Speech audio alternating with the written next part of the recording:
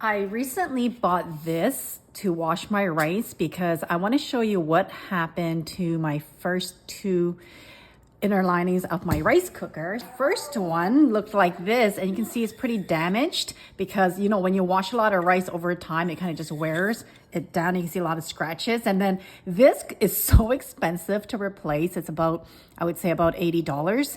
And the second one I bought actually was really good, except then I noticed that it's starting to get scratched up again. And finally, I decided to get one of these to wash rice to avoid having to buy another inner pan for my rice cooker. Now, we eat rice a lot, so we use a rice cooker a lot. So this is a great investment, pretty cheap.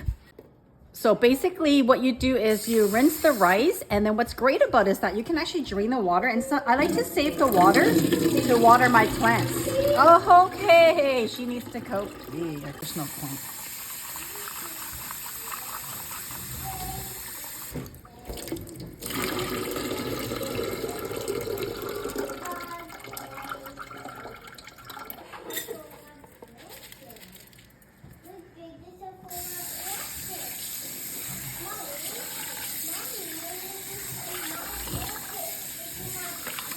So we're gonna do 2 cups of sushi rice, which is right there.